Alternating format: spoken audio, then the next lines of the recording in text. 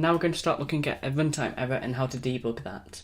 So if you open up the debug.py, and then we can start looking at the code. So it's simple enough, it's 1, 2 and 3, and then a fourth option in which the user puts in a value of their own. And then we've got the total, which is 1 plus 2 plus 3 plus 4, or the values thereupon, and then we print the total out. So it's very simple, and as you can see, Python has shown us an error here. Not Python, sorry, Eclipse has shown us this error.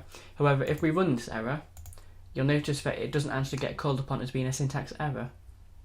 This is what we call a runtime error, because it's not an actual error with the code as such. There's nothing wrong with the code. It's something in which you only will notice when it's actually running through the code, and therefore it's an error upon runtime. And so if we put in the extra value as being 5 and press enter, you'll see we get something called a traceback. Now a traceback is where it gives us a list of where all of the occurrences of this problem might occur. And because it's only going to occur once here, it shows us that it's in line 6.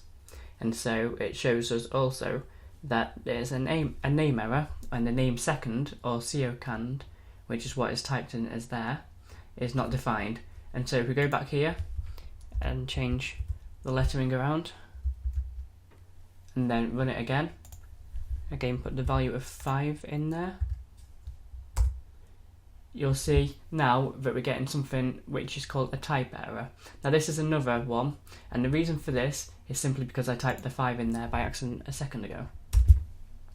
Save that again and run it, and you'll see now that we get another one for unsupported operand, which is this plus string.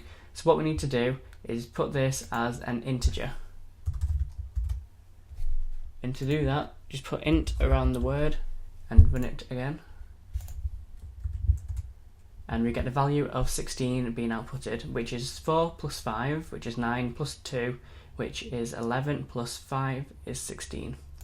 And so, as you can see, it's working properly now.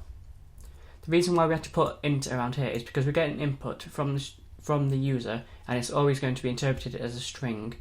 And so we have to convert it to an integer, otherwise you can't add in a number to a string, it doesn't work. So thank you for watching, that's how you fix runtime errors, and I will see you soon.